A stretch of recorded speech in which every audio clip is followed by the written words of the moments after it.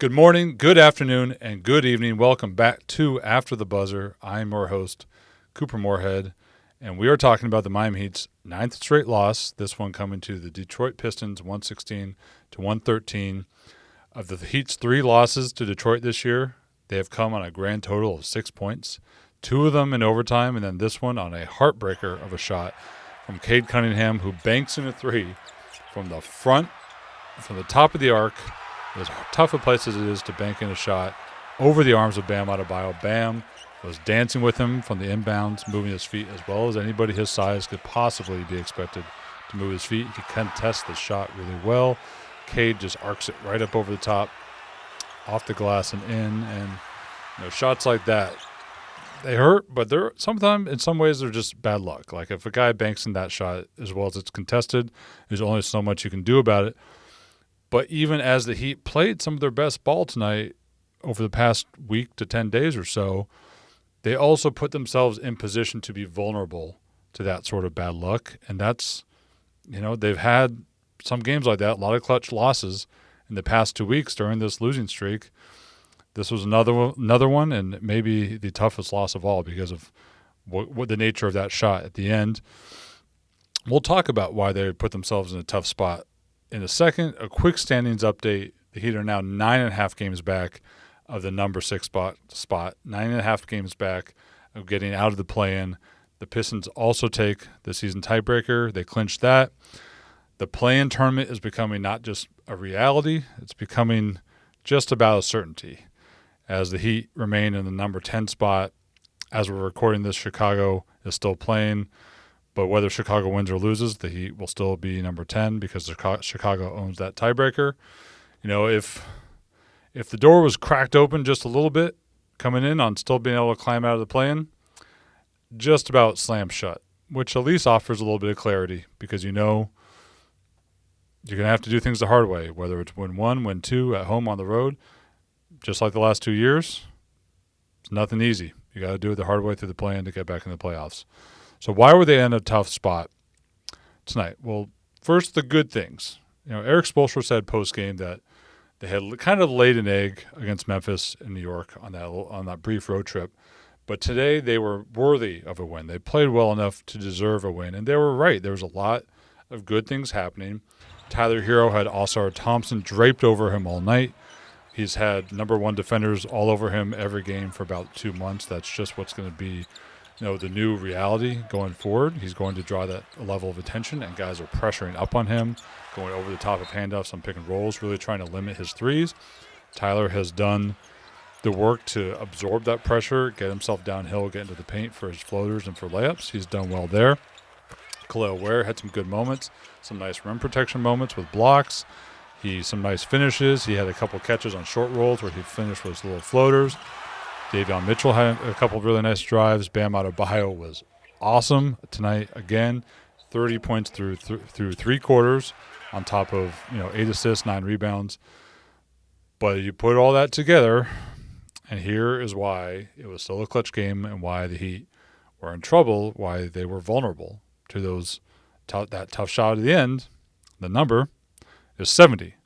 70 points in the paint allowed. After Memphis last weekend scored 72, which was one of the highest opposing teams' paints in the point totals allowed in the last 2 years. So 70 allowed to Detroit, second most this season. And on top of that, here's the unfortunate number of the day.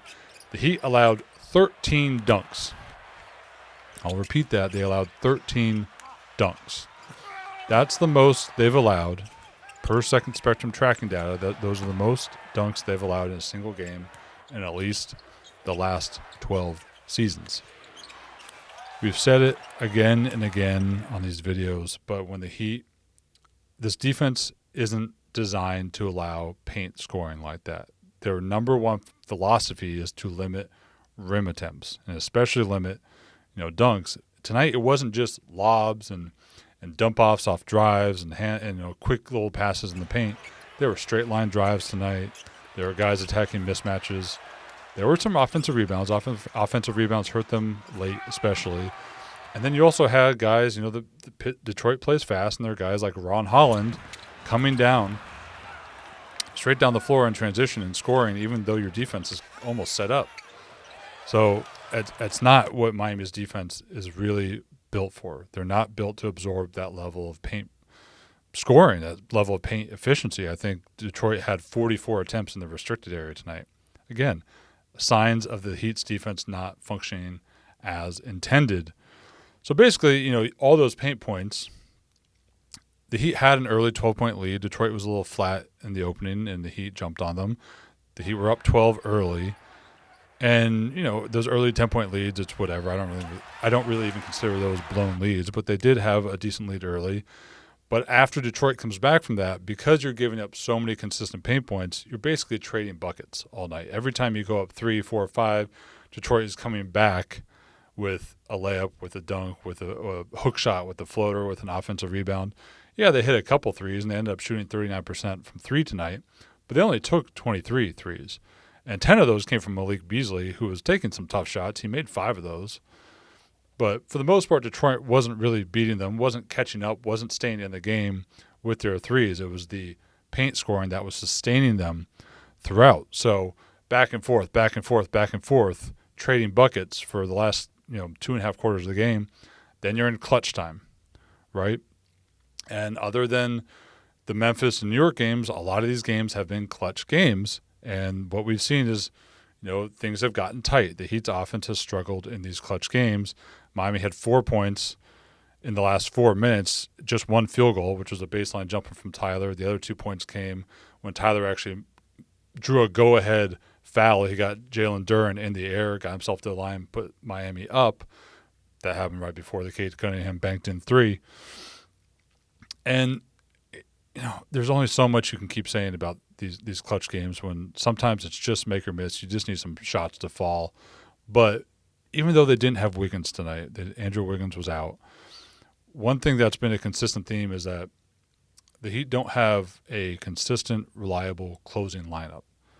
So Eric Spoelstra every night, and we've said this before, he's trying to find the right pieces every night for that specific game, who's playing well in this specific matchup. And there's no one lineup he can turn to. There's some lineups, very few of them are perfect two ways, right? Some lineups have better spacing, but they don't defend as well. Some lineups defend better or they protect the rim better, but the spacing isn't as great. Tonight they went with a little bit of both, a little bit of a mix, and for the most part the spacing was just very awkward down the stretch. The Pistons were able to crowd Tyler at the arc with 2, but even if Tyler hit Bam on the roll, a third defender was already right in front of Bam because, there wasn't as much gravity from the shooters on the weak side of the floor. So just some jumbled possessions. It was kind of a messy game overall in the last 5 minutes. Detroit had some turnovers. They had some missed shots. There was a minute or two where it was back and forth, everybody kind of going up and down the floor and making mistakes. But, within that, there is still room to succeed. But, in that stretch, Detroit misses a couple shots. They get a couple offensive rebounds. Jalen Duren, really good offensive rebounder, really physical, really strong. He gets one. He kicks it out to Cade for wide open 3. Cade makes that. He had another putback. So put it all together, the Heat played really well for long stretches of this game, but their defense was not what it was supposed to be. 70 points in the paint, 13 dunks allowed. And then you're in position down the stretch, clutch game, and when it's a clutch game, you will always be vulnerable to the variance, the basketball gods, through things, bounces not going your way. That's not to say eventually you need to make your own luck at some point. You need to turn the basketball gods in your favor. You need to find ways to turn it your way, but it's still very difficult. And, tonight they were in position to lose on a really tough shot. The really tough shot fell, and the number you got to go back to is those 13 dunks allowed. Because if you tighten up the paint a little bit more, then you have a little bit more of a cushion in the fourth quarter, and you might be able to hold off Detroit. But that didn't happen. And look, if this game wasn't the 9th loss in a row, I think it would sting a little, but you'd feel like Miami played well, and you would move on to the next game. But they're in a rut right now, and the fourth quarter issues kind of keep cropping up, and nothing really matters right now beyond finding a win. They just need a win. They just need to find a way to regain their foothold in the play-in positioning thing, the 7, 8, 9, 10. Because even if you're going to be in the play-in, you don't want to be in the 10 and be in position to have to win 2 on the road. You can get to 9. You can still get to 8. You can still get to 7. That is still possible. It's still realistic, but you just have to find a win however possible. Tyler and Bam almost dragged them across the finish line tonight.